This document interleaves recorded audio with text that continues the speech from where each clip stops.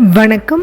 இந்த ஈஸியான டேஸ்டியான சன்னா மசாலாவையும் புசு புசுன்னு பூரி எப்படி செய்கிறதுங்கிறதையும் இந்த பதிவில் பார்க்கலாம். அதுக்கு காபுலி சன்னா 2 கப் எடுத்து நல்லா 8 மணி நேரம் போல் ஊற வச்சுருங்க. ஊற வச்ச காபுலி சன்னாவை இப்போ குக்கரில் போட்டு வேக வைக்க போகிறோம். 2 கப் காபுலி சன்னா, அது கூட வாசத்துக்கு பட்டை, பிரிஞ்சி இலை, கிராம்பு சேர்த்து அது கூடவே 2 கப் அளவுக்கு தண்ணி சேர்த்து உப்பு போட்டு வேக வச்சு எடுத்துருங்க. சன்னாவை ரொம்ப குழைய வேக வைக்க வேண்டாம், அது மறுபடியும் மசாலாவில் வேக வைக்கணும். அதனால் 3 விசிலுக்கு வேக வச்சு எடுத்துக்கிட்டா போதுமானது. இப்போ 2 ஆப்பிள் தக்காளியை சுடுதண்ணியில் போட்டு கொதிக்க வச்சு அதனுடைய தோலை உரித்து மிக்சியில் போட்டு டொமேட்டோ பியூரியா, அதாவது தக்காளி விழுதா அரைச்சி வச்சுக்கோங்க. அடுத்ததாக இப்போ ஒரு குக்கரில் 2 குழிக்கரண்டி அளவு எண்ணெய் சேர்த்துருக்கேங்க. இந்த எண்ணெயில் வாசத்துக்காக பட்டை, கிராம்பு, பிரிஞ்சி இலை சேர்த்துக்கிறேன். உங்களுக்கு தேவையாக இருந்தால் சீரகமும் சோம்பும் சேர்த்துக்கலாம். இப்போ காரத்துக்கு பச்சை மிளகாய் சேர்த்துறோம். குழந்தைங்க இருந்தால் இந்த மாதிரி பச்சை மிளகாய் வாசத்துக்கு மட்டும் சேர்த்துனா போதும், அந்த விதையை நீக்கிட்டு சேர்த்துங்க. குழந்தைங்க இல்லாட்டி உங்களுக்கு நல்லா காரம் பிடிக்கும்னா பச்சை மிளகாவை 2 இல்லது 3 கூட நீங்கள் சேர்த்துக்கலாம். அது சன்னா கிரேவிக்கு ரொம்ப நல்ல சுவையை கொடுக்கும். இப்போ இந்த வெங்காயம் வதங்குற அளவுக்கு கொஞ்சமாக உப்பு சேர்த்துக்கங்க. ஏன்னா நம்ம சன்னாவை வேக வைக்கும் போதே உப்பு சேர்த்திருக்கோம். ஸோ கவனமாக உப்பு சேர்த்துக்கங்க. இப்போ 1 டேபிள் ஸ்பூன் அளவுக்கு இஞ்சி பூண்டு விழுது ஃப்ரெஷ்ஷாக அரைச்சதை சேர்த்திருக்கேன். இப்போ ஏற்கனவே நம்ம அரைச்சி வச்சுருக்க தக்காளி விழுதை இப்போ சேர்த்திக்கிறேன். இதை நல்லா வதக்கி எடுத்துக்கங்க. இது கூடவே இப்போ கொஞ்சமாக காரத்துக்கு மிளகாய்த்தூள், நிறத்துக்கு காஷ்மீரி மிளகாய்த்தூள் 2மே சேர்த்துறேன். அடுத்ததாக இப்போ கரம் மசாலா சேர்த்திருக்கேன். அடுத்ததாக கொத்தமல்லி தூள் சேர்த்துறேன். கொத்தமல்லி தூள் சேர்த்துனதுக்கு அப்புறமா வறுத்து பொடி பண்ணின சீரகத்தூள் சேர்த்திருக்கிறேன். இப்போ உப்பு சேர்த்தி இதெல்லாம் வணங்குறதுக்கு கொஞ்சம் வெண்ணெயும் சேர்த்திக்கிறேன். இந்த வெண்ணெய் ஒரு நல்ல வாசத்தை கொடுக்கும். இது சன்னா வேக வச்ச தண்ணி, அந்த வேக வச்ச தண்ணியில் எக்ஸ்ட்ரா இருக்கும் இல்லைங்களா, அந்த தண்ணியை இப்போ நான் சேர்த்து இந்த கிரேவியில் இருக்கக்கூடிய பச்சை வாசமெல்லாம் போகிற வரைக்கும் நல்லா இந்த மாதிரி மூடி வச்சு வேக வைங்க. இப்போ நல்லா அந்த எண்ணெயெல்லாம் பிரிஞ்சு வரும்போது புளிப்பு சுவைக்காக இப்போ நான் தயிர் சேர்த்திருக்கேன். 1 டேபிள் ஸ்பூன் அளவுக்கு தயிர். இப்போ அந்த தயிரினுடைய அந்த பச்சை வாசம், அந்த வாசனையெல்லாம் போய் எண்ணெயெல்லாம் இந்த மாதிரி நல்லா பிரிஞ்சு வரும்போது நம்ம வேக வச்சுருக்க சன்னாவை சேர்த்துக்கிறோம். இப்போ இந்த சன்னாவில் உப்பு போட்டு வேக வச்சுருக்கோம். கிரேவிலையும் அளவாக உப்பு போட்டிருக்கோம். உப்பு காரம் எல்லாம் சரியாக இருக்கா அப்படிங்கிறத பார்த்துக்கங்க. இப்போ 90% இந்த சன்னா வெந்துருச்சு. இன்னும் கொஞ்சம் வேகணும். அந்த வேகிறத இந்த மசாலாலையே போட்டு வேக வைக்க போகிறோம். இன்னும் கொஞ்சம் எக்ஸ்ட்ரா டேஸ்ட்டுக்காக கொஞ்சமாக பெப்பர் ஆட் பண்ணிக்கிறேன், அதாவது மிளகுத்தூள் ஆட் பண்ணிக்கிறேன். அப்புறமா இந்த கிரேவியை கொஞ்சம் கெட்டியாக பண்ணுறதுக்காக சன்னாவை 1 டேபிள் ஸ்பூன் எடுத்து மிக்சியில் போட்டு அரைச்ச அந்த விழுதையும் சேர்த்திட்டு இந்த மாதிரி வேக வச்ச சன்னாவை கொஞ்சம் கரண்டியை விட்டு இந்த மாதிரி மசிச்சு விட்டுருங்க. மசிச்சு விட்டால் அந்த சன்னானுடைய சுவை அந்த கிரேவியில் நல்லா இறங்கி அவ்வளோ ஒரு சூப்பரான டேஸ்ட்டில் சன்னா மசாலா ரெடி ஆயிரும். இது south Indian style chana masala இருந்தாலும் கூட நம்ம நார்த் இண்டியன் சேர்த்தக்கூடிய இந்த கசூரி மேத்தியை சேர்த்த போகிறோம்.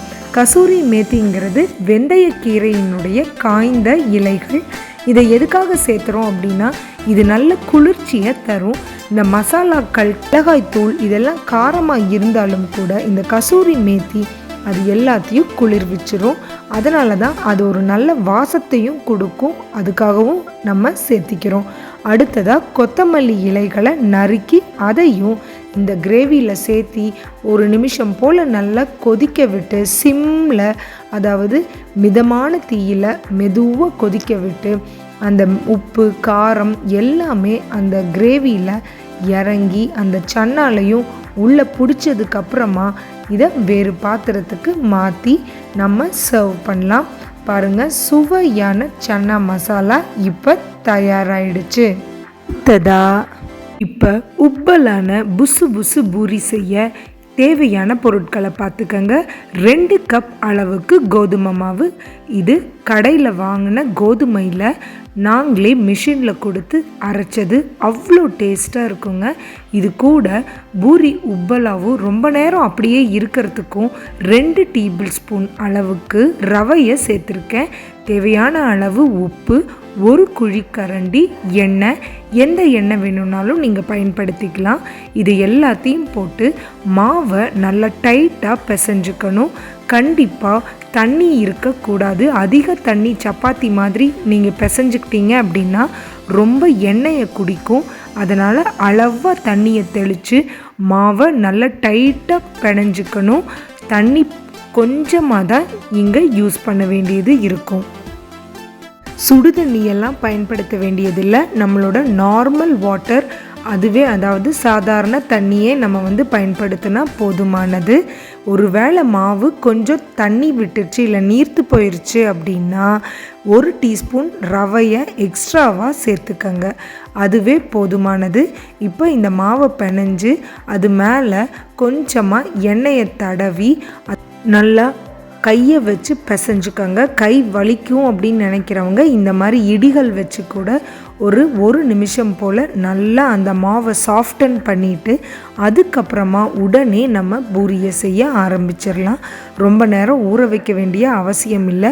ஒரு 10 to 15 நிமிஷம் நம்ம இடைவெளி கொடுத்துட்டு அந்த மாவு ரெடி ஆயிரும். உடனே நம்ம இந்த மாதிரி ரொம்ப லேசாகவும் தேய்க்கக்கூடாது, ரொம்ப கெட்டியாகவும் தேய்ச்சிடக்கூடாது. பூரிக்கு ஒரு மிதமான திக்னஸில் நீங்கள் தேய்ச்சிக்கங்க. பாருங்கள், இந்த அளவுக்கு தடிமன் இருக்கணும்.